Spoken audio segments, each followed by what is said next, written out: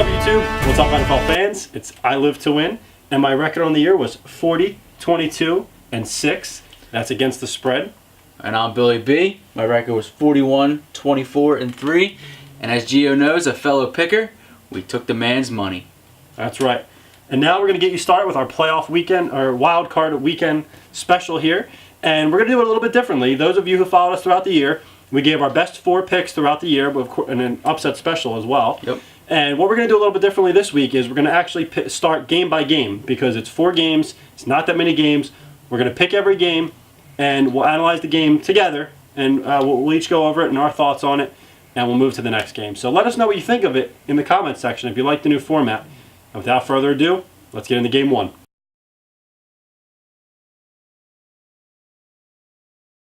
Alright, the first game we're going to look at is the Cincinnati Bengals traveling to the Houston Texans home stadium. And the Bengals are +3 and the Houston Texans are -3. Now, Cincinnati is giving up 111 rush yards per game, and Houston is averaging 153 yards per game on the ground on offense. That's a big discrepancy there, and that's a huge positive for Houston. Houston got a 1-point win in December when the two teams met. It was 20-19.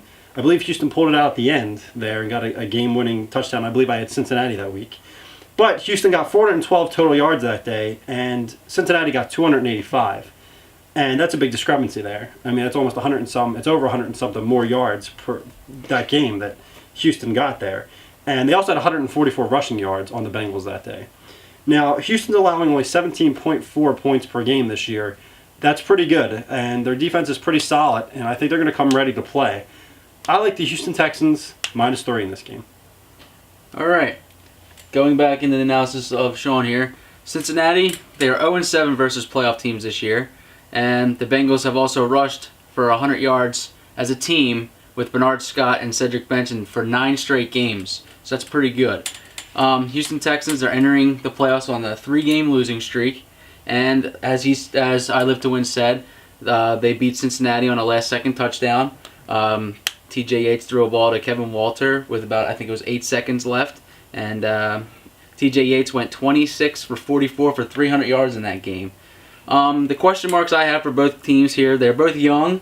They're going to have to deal with a playoff atmosphere. Houston's playing in their first ever playoff game. Rookie quarterback, rookie wide receiver for the Bengals. Andy Dalton's got the flu. I don't know if it's going to go to any other of the players there. I don't know if he's staying away from the team. He didn't practice on Wednesday, so I don't know if how he's feeling. Both teams have very good defenses. As Sean said, they both Houston only gives up 17 points per game, but however, they do play the Colts, the Jaguars. They both stink, so them numbers are a little skewed there. I see a lot of running the ball early. Conservative game early just to get into the flow, get the adrenaline going a little bit. Andre Johnson should be good to go this game. However, I do see an upset here. I am taking the Bengals +3, getting off the schneid versus a playoff team and beating a playoff team, and I like the Bengals winning this game outright, but I will take them +3 just in case the Texans end up winning a game late again, but I will take the Bengals +3.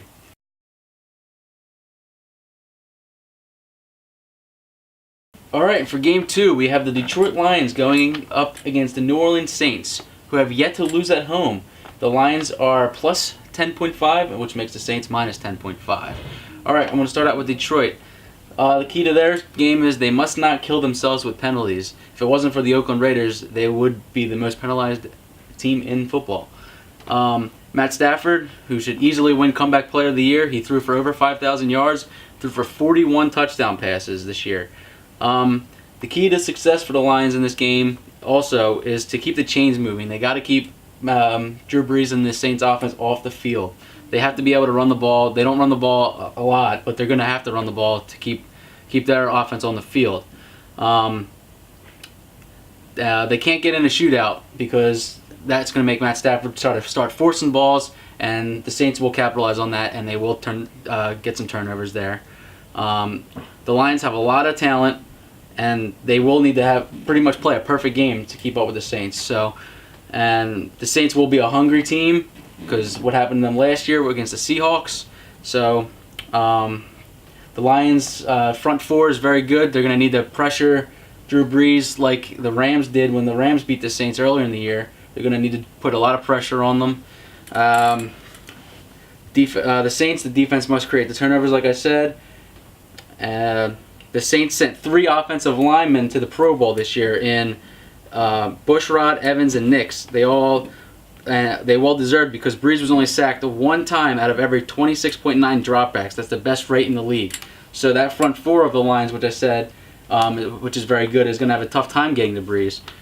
The Saints crowd will be loud as ever, which is they're the best home crowd in the league, I think. So it's going to be very tough for the Lions to come in there and win. So I'm going to take the Saints minus 10.5. I contemplated this game back and forth. I think 10.5 is a lot of points.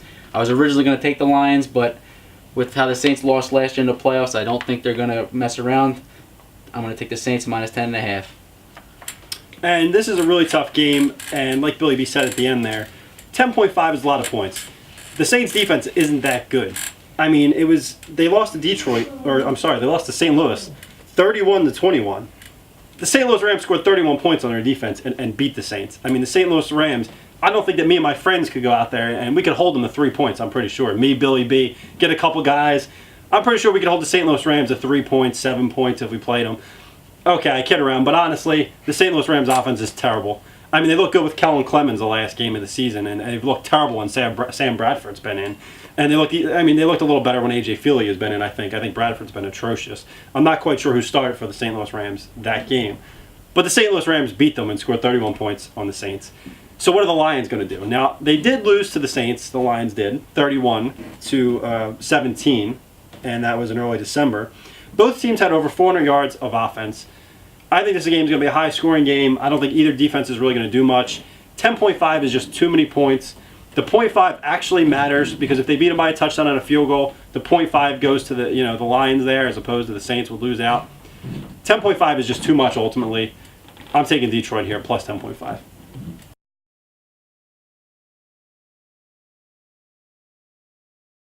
All right, the third game we're going to look at here is the New York Giants taking on the Atlanta Falcons. The Giants are at home, and they are -3. The Falcons are +3. Now, a lot of the research I did on this game led me towards the Falcons. But the Giants have been on fire lately. Eli Manning is playing awesome. He's proving that he is an elite quarterback in this league. Maybe he's not up there with Peyton or Aaron Rodgers and Drew Brees, but he's right behind them, and he's nipping away at their coattails. He's been playing awesome lately. Victor Cruz has been playing awesome lately. Now, if teams start focusing on Victor Cruz, then that's going to open things up for Hakeem Nicks. I do like the Giants here in this game, and it's solely based on the fact that this team is hot riding into the playoffs. They're coming off 2 straight victories where Eli's put up great games. Victor Cruz has played great. I think they're going to continue that, and I really do like New York here, -3. All right. I was the other way around. My research led me to pick the Giants because the Falcons are an indoor team going out playing the Giants in a cold game, outdoors, tough crowd. However, I will be taking the Falcons +3, and because the Falcons, they will be able to rush the ball against the Giants. Michael Turner is going to be the key to success for Atlanta. Also, the key is they're going to have to keep Matt Ryan clean. He cannot get sacked. Michael Turner has not been the Michael Turner that we're used to. He's only averaged 56 yards per game and 3.3 yards per attempt, which is not the Michael Turner that we're used to, like I said. But Atlanta, they hold the 8th best rush defense in the NFL, so the Falcons will have to hold Eli Manning and Victor Cruz and Nicks to against the pass. The key to the Giants' success in this game is going to be the yards after catch. They are very good at getting yards after catch. Victor Cruz is probably the best in the NFL other than Wes Welker. Wes Welker's probably the best. But Victor Cruz this year has made a living off of catching the ball and running for touchdowns. So I think they're going to have to get him to the ground. And I think if they do that, the Falcons will be able to cover and win the game. So I'm going to be taking the Falcons +3 in another upset. Take them. Take them.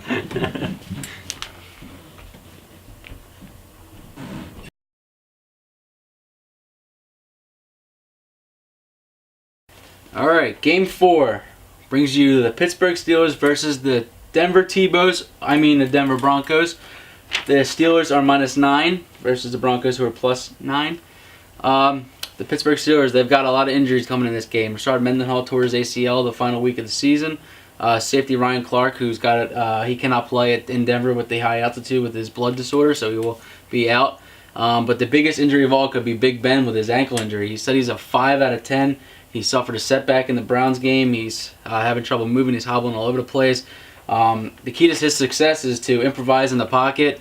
If he can't do that, that could help Denver's defense, help Denver keep the score low, and who knows, maybe they could pull off an upset here. The Steelers, they have the top-ranked defense in the NFL. Their rush defense is 9th in the NFL. Obviously, their rush defense will be tested a lot early. That's what the Broncos like to do. They like to rush, and rush some more. Big Ben, he's probably going to want to stretch the field with Wallace. So we'll see what happens there. For Denver to win this game, I think early, like John Elway said, they're going to need to let Tebow unleash. I think the first drive, I don't care if Tebow overthrows his receiver by 60 yards. They need to get the 8 men out of the box, and he needs to just throw 3 passes deep. If he overthrows everybody by 60 yards, so be it. He just needs to show that they're going to throw the ball. He needs to get into a groove. If they want to do short passes, fine. He just needs to throw the ball. If they don't complete them, they don't complete them. But they need to show that they're going to throw. They got Elvis Dumervil and Von Miller on the defense for the Broncos. They both have 21 sacks combined this year. However, with Von Miller's injury with his thumb, he's only has 1 sack since he had that injury. So he's been hobbled by that. That's really hurt their defense. Brian Dawkins has been injured. He's still uncertain with the game. He's a huge part of their defense. He's getting old, but he still brings so much leadership to them. And the other safety, his replacement, can't tackle a paper bag. So they need him out there to win this game. I think this game is going to be very, very low scoring. I see like a 17-13 game. I don't know if the Broncos can pull it off. I think the Steelers will probably pull it out. I don't think the Broncos have enough to score, but I do see the Broncos covering this game, so I will be taking the Broncos +9.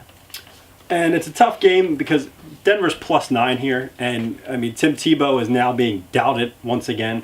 It started off when Tebow came in that people were doubting him and saying, "Oh, we had a lucky game against Miami when they came back.